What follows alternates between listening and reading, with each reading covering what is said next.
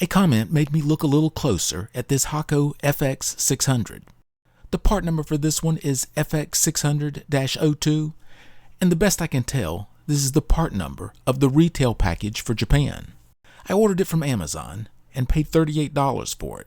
Now the US version of this iron lists for about $70 on the Hakko USA website. It runs a bit more than that on Amazon.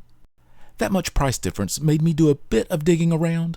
My first thought was maybe this is a knockoff, but really I think a knockoff would be even cheaper. And this does appear to come from a Japanese seller, so I thought I might as well give it a try.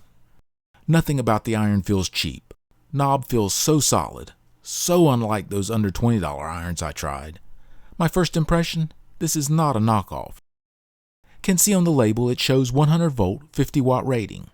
This is the part of the comment that really got me going on this. The US version is rated at 120 volts, 74 watts. So is this the same iron, 50 watts at 100 volts and 74 watts at 120 volts? It does make sense a higher voltage would yield a higher wattage, but are they really the same irons? And it turns out there are only two heaters for these irons. One for 100 to 120 volt, and one for 220 to 240 volt. So it really makes me think the US version and the Japanese version are the same irons, just with different labels, and possibly different safety tests. One thing I did wonder, would running this iron at 120 volts instead of 100 mess up the temperature calibration?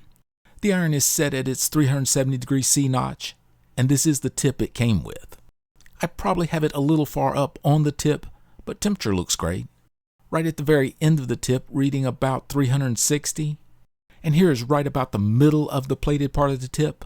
I think this is where the temperature is supposed to be measured at. And that is fantastic. So line voltage doesn't have any effect on temperature, as it should be. This is a properly designed and made temperature-controlled soldering iron. Here is the same test I was doing with the very cheap soldering irons.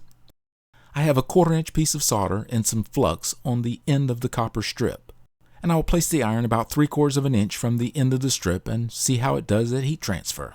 I have the iron set to between the 370 and 420 degrees C setting, so close to 400 degrees centigrade. I'll put some fresh solder on the tip to aid in heat transfer. Okay, that was pretty quick, 5 maybe 6 seconds. And it's keeping the solder under the tip very liquid. That is very good. It even does good with the solder wick, so this does appear to be a very capable soldering iron. I'm going to measure the power draw with the scope. Channel 1, the yellow trace, is the voltage across a 1 ohm resistor, measuring the current to the iron, so a 500 millivolt reading will be 500 milliamps of current.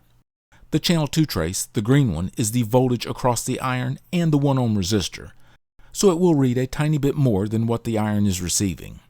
I'm going to use the scope's math function to multiply the voltage by the current. Channel 1 times channel 2 to give me instantaneous power on math 1. I'll close down the waveform view so I can get a full screen of the power waveform. I'll add a V-average measurement and it should be in watts. One thing you can notice from this waveform, the iron is not using a light dimmer type of control circuit. It switches the power on and off to the heater to control the temperature. From a power line noise perspective, I like this much better. And it looks like when it's on, it's pulling around 75 watts, so very close to the US version's rated 74 watts. Here I have my copper bar with a bit of solder on it. This will tell how well it responds to a high thermal load. And I'm still using the small tip that came with the iron, a T18-B. Adjusting the temperature setting on the iron won't have any effect on power draw, it's either on or off. Even with this small tip, it seems to be supplying full power to the heating element, and that looks to be a little under 60 watts. Continuous power seems to be a bit lower than the pulse power. I would assume that is from the heating element getting hotter and having a higher resistance. But the tip temperature sensor is reading that the tip is low, so it's keeping the power turned on. Very nicely done. I've changed the tip to the largest T18 tip I have, the T18-D24, and the iron is cold. The channel 1 measurement is the RMS current and the channel 2 measurement is the RMS voltage. Around 1.4 amps at startup and dropping fast. As the heating element heats up, it pulls less and less current. Looks like 35 to 40 seconds to reach a temperature of 420 degrees C. Not bad.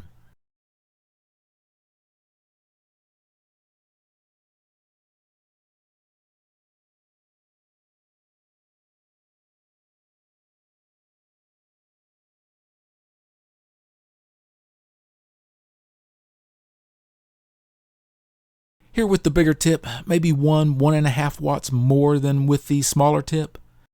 So not much difference, just a little less thermal resistance between the heater and the copper bar. It really did a good job of melting the solder on the copper bar, very comparable to the FX-600 station. Since they both use the same tips and seem to be very close in continuous power, I don't guess that should be surprising. This iron easily handled the PCB testing, plenty of heat to handle the solder wick, and it's set at 370 degrees centigrade, around 700 Fahrenheit. It's a proper temperature-controlled iron, so can run it at a lower temperature, which is much better for the circuit board, even doing okay with some no-lead solder. But it seems it could use a bit more heat. I'll turn it up to the 420 degree mark.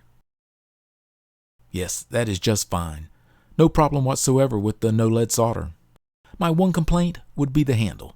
It's just not that comfortable. This iron is in a whole other category compared to the under $20 irons I looked at a few weeks ago. It does cost more. My favorite of the under 20 irons was the MEAK EST, and it was right at $14, so this one is almost 3 times as much. The thing is, this FX-600 is way more than 3 times better. Probably would need to use a logarithmic chart to compare this iron and the under 20 irons. This seems to be selling at a low price because it's an out-of-region product. I don't know how long it will be available at this price. At under $40, I think it is a good deal. At $80, I wouldn't recommend it. You would be better to add a bit more to that and get a soldering station. Another advantage of this iron is it uses the Hakko T18 tips. There are a lot of different shapes to choose from, and they hold up quite well. I'm not a big fan of conical tips like the one that comes with it. Nothing wrong with them, just not what I like to use. This is an iron I would recommend if you do some occasional soldering. I wouldn't recommend it for everyday use. Your hands deserve better. For very small stuff, the tip is quite a distance from the handle. Really about the same distance as the FX-8801 handpiece that comes with the FX-888D, but just not as comfortable to hold as the FX-888 handpiece. I do want to make an important point. If you want to get into electronics, building or repairing circuit boards, the soldering iron you use will possibly be the most important piece of equipment on your bench. Get the best soldering station you can afford. It will not be a waste of money. And it's much easier to learn to solder with a good soldering iron that has a stable temperature output. It does make a difference. But if you're just looking for an affordable soldering iron that has some quality to it, I think this is a good choice. Even appears to have a power cord that doesn't melt even with the iron at maximum temperature. Thank you for watching.